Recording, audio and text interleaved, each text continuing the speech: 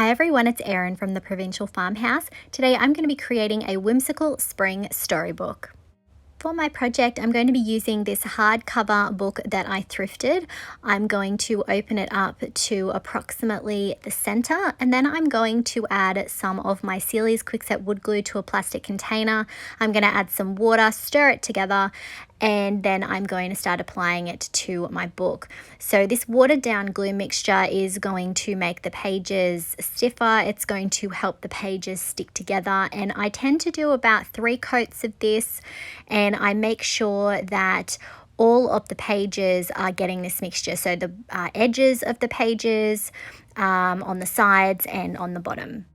I'm then going to start applying the glue undiluted directly to the sides and the top and bottom edges of the pages. Again, this is just going to help them to stick together and make it easier to create that worn open book look. This is a craft I've done many times, and there are probably different ways you can do this. This is just what I found that works. I'm then going to grab my hot glue gun and I'm going to start staggering the pages, curling them and bending them to give that open sort of trapped in time look with the book pages. Using hot glue to do that, I find that that holds it in place really well. I'm then going to apply another coat of the undiluted glue to my book pages and the edges, and then I'll also curl up some of the book pages corners, again adding to that worn look. I let my book dry completely and then took out Paint Couture's Farmhouse Linen Chalk Paint. I'm going to be applying 3 coats of this over the top of the entire book.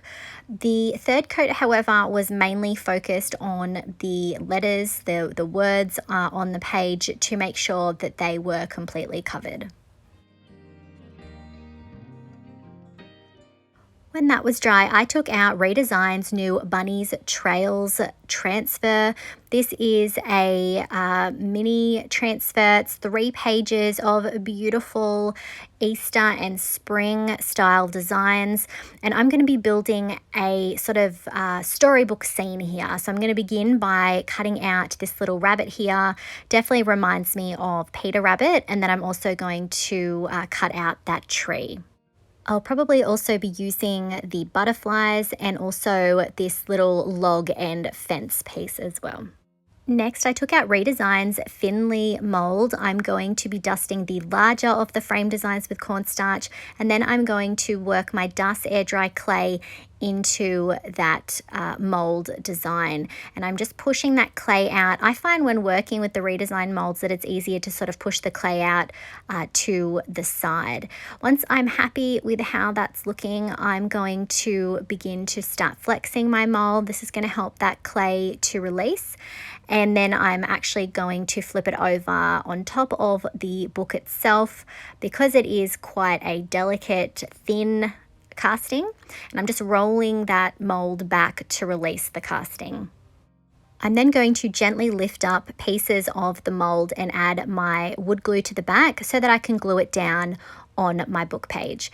So for this section, I am envisioning putting that lovely Peter Rabbit transfer down, but I wanted to get the frame down first just to make sure I had it positioned exactly the way that I wanted. Next, I'm going to be using Redesign's new Springtime Bunny mold. I'm going to be dusting these beautiful little daisy designs with cornstarch, and then I'm going to start working my dust air dry clay into the larger of the daisy designs, just pushing that excess clay out. I used these on my last project. If you haven't checked that out, I will link it up the top so that you can see how I also used those sweet little bunnies from that mold. And I'm going to be adding that daisy casting to the right of the frame. I'm also going to cast the second largest daisy design in air dry clay, and I'm going to be positioning that next to the other casting to the right of the frame, and also casting the really tiny little daisy mold as well. That's going to be going with our other 2 daisies. So I've got a set of 3 there, and then I'm going to cast another one of the larger ones and another one of the smaller ones for the left. I'm then going to cut out the grass here from that same transfer, and I'm going to be doing a lot of layering with my transfers, beginning with the tree. I've peeled the backing off and now I'm positioning it on my book, and I've got some of the tree going off to the left hand side, so I'm really working that transfer down into the book pages, making sure that it's all stuck down and adhered really well, pulling that plastic away as I'm rubbing, and then I'm going to burnish it with the carrier sheet. I'm then going to cut out the grass transfer because I want that to sit behind the log and fence design. So when you are layering transfers, you always need to think, what do I want at the front of the design? I'm then going to start rubbing that and lifting the transfer up until I have that transferred down. I'm then going to add the log and fence design in front of the grass that we just put down, and just like before, rubbing the transfer down. A little bit repetitive, but I think it's great to show that you can create your own scenes and layer them together. Next, I cut off some more of that grass transfer design, and I'm going to be placing that next to the log transfer that we just added. I then moved on to the right hand side, and I'm going to add this very sweet Peter Rabbit style transfer in the frame, and I am going to end up sort of cutting off or leaving off some of the leaves that overlap the frame, and then I'm going to use the carrier sheet to burnish that down. I then went in and decided that I would add some clear coat down. I wasn't exactly sure if I was finished with the transfers yet, but I like to do this so that I have everything sealed down and protected, and I can layer in other products over the top when it's time for that, and know that it's not going to damage my transfer. So I'm also going to seal the little Peter Rabbit design as well. When that was dry, I started to glue down the daisy castings that we cast earlier. Now that I have my transfers in place, I can layer these molds over the top. If your castings break, don't stress at all. You can see that the heads of my daisies did come off, but I'm able to glue them back in place really easily. And I'm just going to keep gluing until I have all of my castings in place. Once I had my castings glued down, I decided that I wanted to add some more grass on the left-hand side. So I'm just going to layer that transfer over the top of the other transfers that I already have down. I then decided to use some more of that grass transfer on the right hand side to try and tie those two pages together and make it look a little bit more cohesive. Next, I took out the Herbology mold by Redesign, and I'm working my clay into one of the smaller designs from that. I'm just going to flex the mold, flip it over, and get my casting out. I'm going to be positioning these in the top left and right hand corners, and there is a left and right hand version of this mold, so I'm just going to cast both of those and use them on each of the sides. There is a smaller floral design on that mold, so I'm going to cast two of those to add on to the molds that we've added in the corner. I just wanted to continue that design a little bit further down. I then took out my Easter Wreaths mold by Redesign. This is from their release last year, and I'm going to add one of those sweet little bows in each of the corners, and I'm going to glue everything down. I let my castings dry overnight, and the next day I came in with Paint Couture's Embossing Medium. I'm using that embossing medium over the top of this stencil that I had in my stash, and I'm using a palette knife to drag the embossing medium over the top of the stencil to create a raised stencil look. So my overall vision for this piece was to create a storybook, or perhaps even sort of something whimsical like Peter Rabbit's journal, and I thought that this stencil worked really well. It's got the text, it's got the stamp design, so it definitely has a little bit of a junk journal feel to it, this stencil as well. I definitely like to add a little bit of text when I can to my projects. It just tends to feel a lot more finished and interesting when I do that. Next, I'm going to add in a couple of the butterflies from that same transfer. So I'm just going to position this one above the frame on the right hand side there. And I'm going to just repeat the same process to get that down. And then once I'm finished with that one, I did decide to add another one of the butterflies, and that's going to go on the right hand side. So just trying to bring in those natural elements and have this book feel like a balanced design. Once the embossing medium was dry, I came in with some Extreme Guard satin clear coat, and I'm just going to make sure that all of my transfers are all sealed. And then I came in with Paint Couture's Crackle Step 1. I'm going to be applying that in the background. This is one of my favorite things to use to create some interest and some age. So I'm going to work my way around the book adding that. I'm not going to go over the top of the molds. I'm going to be leaving those, but anywhere that there's sort of that white space, I am going to be adding that. And remember, I've got the clear coat down, so my transfers are protected.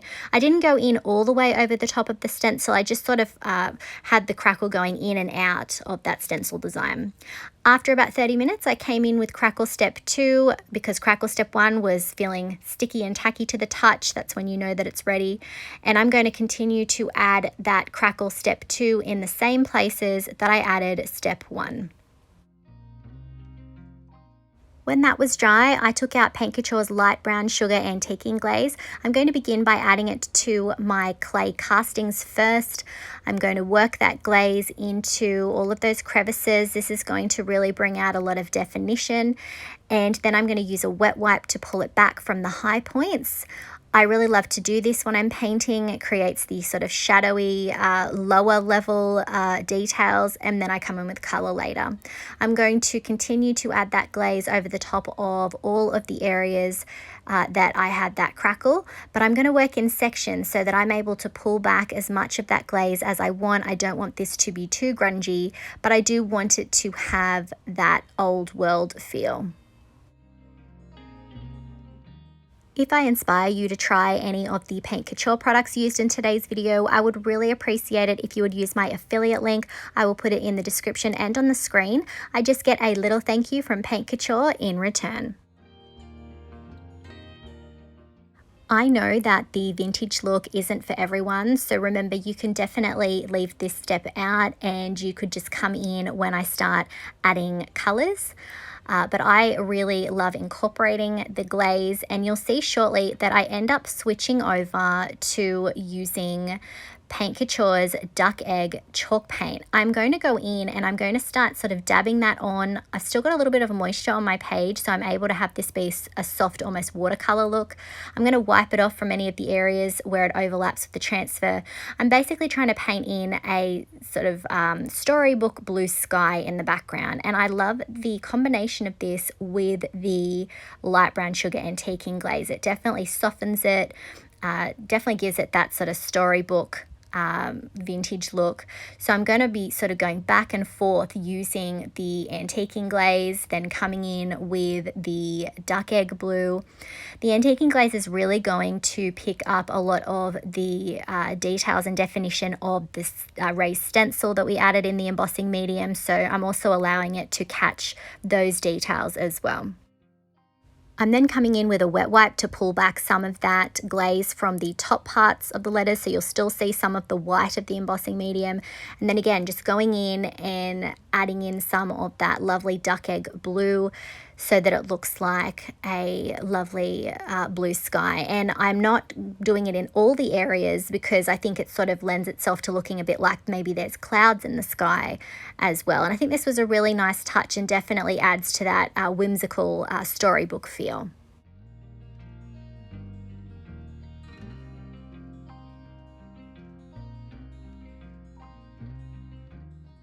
After adding glaze to the top left-hand corner molds, I then started adding in some of that duck egg blue to the area behind our Peter Rabbit design. Again, I'm trying to tie the two pages together, and I'm also going to have it go in a bit further on the page. But before that, I'm going to add some of that light brown sugar antiquing glaze to the frame around our Peter Rabbit design, wiping back the excess from the top sections. And then I'm also going to start adding it to the book pages, so the rest of the book, so that it all has that vintage and worn look. I then came in with some more of that duck egg blue, and I'm going to add it in around the butterflies that we added and in the rest of the background as well. When the glaze was dry, I took out Paint Couture's Farmhouse linen, and I'm going to be using that over the top of the daisy flowers. I'm running my brush over the top, but I'm not having it go down into the crevices. I still want that definition that the light brown sugar antiquing glaze provides. So I'm just sticking to adding it to the petals, again, not going down to those low points. I then took out Paint Couture's Tuscan Sun Mineral Paint, and I'm going to be using that for the center of each of our daisies. For the stems of our flowers, I'm going to be using Paint Couture's Basil chalk paint, just adding that to each of the stem and leaf details. This is a lovely warm green, definitely one of my favorites to use for spring and Easter crafts.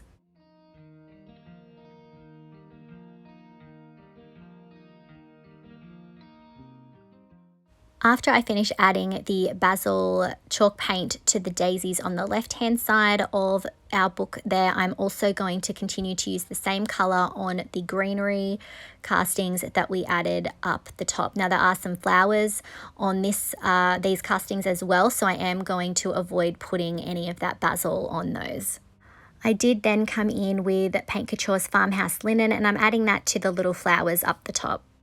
Next, I took out Paint Couture's Antique Gold Luxe Metallic Paint, and I'm going to be adding that to the frame that we have around our Peter Rabbit design on the right. I really love this. It's a very classic gold. I often reach for the bronze, but I wanted a lighter, sort of more true gold, less of an antique look. And I'm going to continue to work my way around adding that beautiful gold to the frame. And I really do love incorporating metallics into my projects. I think it just gives that really nice depth, dimension. It really sort of gives the project a little bit of shine and a little bit of magic, in my opinion.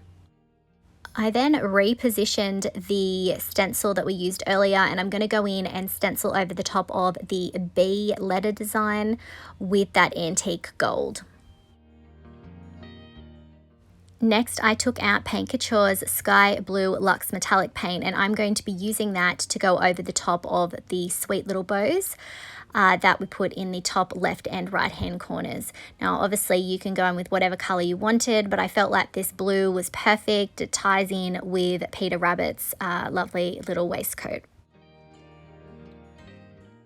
Next, I took out Paint Couture's Mystic Grey Chalk Paint. I'm going to reposition my stencil and then go in with some of that Mystic Grey. I'm offloading most of it.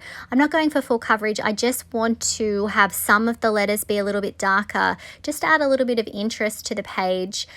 I didn't sort of have a plan when I went in with this. I just randomly went in and started adding the grey to those different areas. Again, this is something that you could leave out, or maybe you want to go in and have the letters be more prominent and come in with a black instead.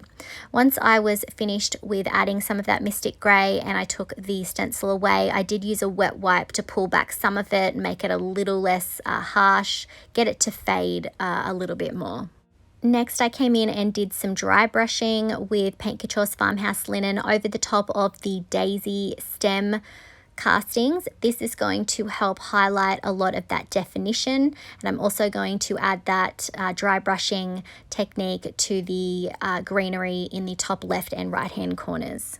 Next, I came in with some of that Tuscan Sun again, and I'm just adding that to the center of some of the florals in the top left and right hand corners.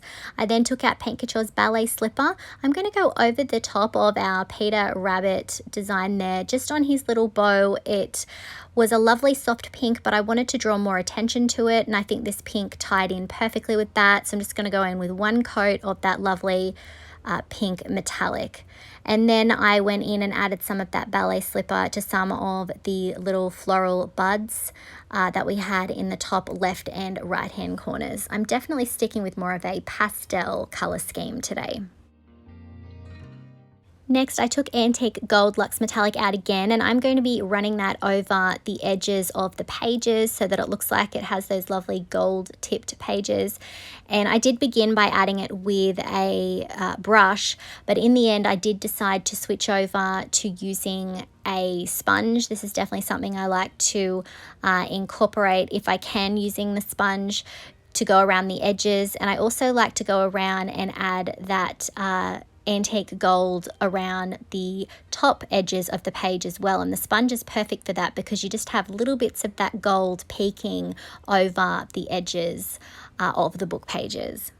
When that was dry, I went in with some more of that Basil chalk paint and a small artist brush, and I'm just going along the edges of the book cover itself. I just wanted to bring a little bit more definition to almost frame out our book there, and I thought green was perfect. It ties in with that lovely nature and sort of spring feeling that this book is definitely aiming for. So I'm just going to continue to work my way around, adding that basil around the outside border edge of the book.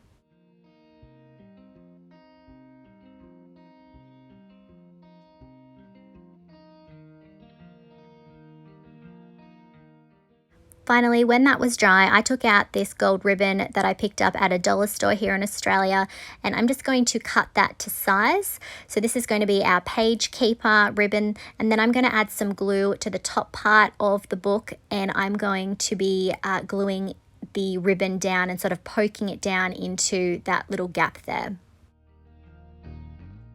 When that was secure, I then trimmed off the bottom edge of the ribbon to tidy it up.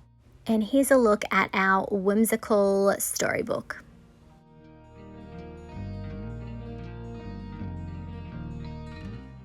I love how this turned out. I think it would make a great gift. It would look beautiful in a child's room or a nursery. Let me know what you think of this in the comments.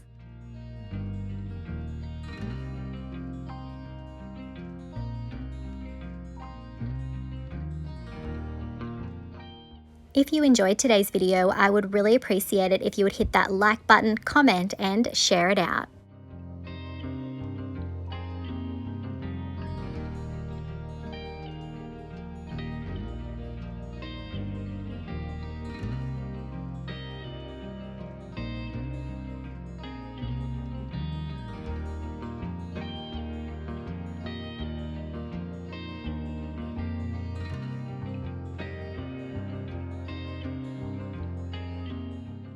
If you haven't already, I would love it if you would hit that subscribe button and the notification bell so that you don't miss out on any of our videos. You can find the products used today, including the new Redesign release, on our website, theprovincialfarmhouse.com.au. Thanks for watching.